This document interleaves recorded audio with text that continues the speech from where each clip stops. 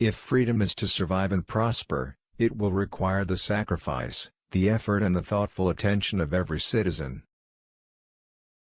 The stories of past courage can teach, they can offer hope, they can provide inspiration.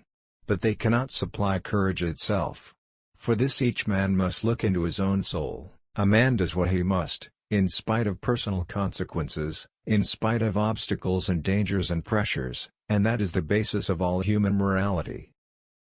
Let us not emphasize all on which we differ but all we have in common. Let us consider not what we fear separately but what we share together.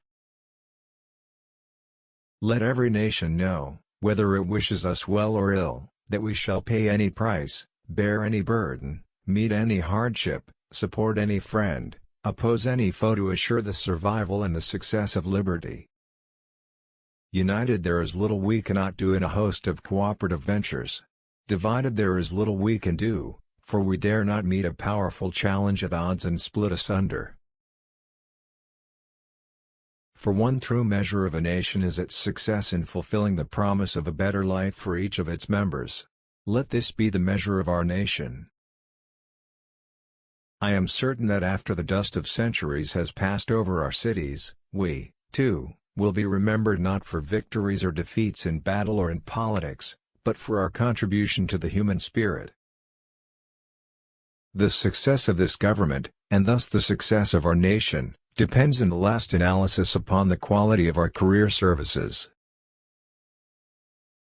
War will exist until that distant day when the conscientious objector enjoys the same reputation and prestige that the warrior does today.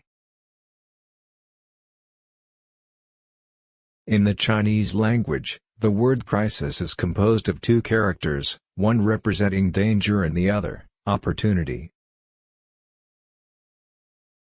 To further the appreciation of culture among all the people, to increase respect for the creative individual, to widen participation by all the processes and fulfillments of art, this is one of the fascinating challenges of these days. Forgive your enemies, but never forget their names.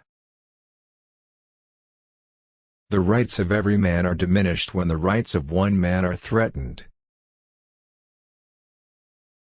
We must find time to stop and thank the people who make a difference in our lives. Those who make peaceful revolution impossible will make violent revolution inevitable. Conformity is the jailer of freedom and the enemy of growth.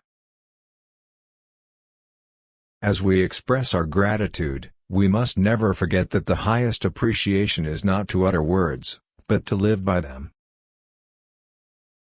Not every child has an equal talent or an equal ability or equal motivation, but they should have the equal right to develop their talent and their ability and their motivation, to make something of themselves.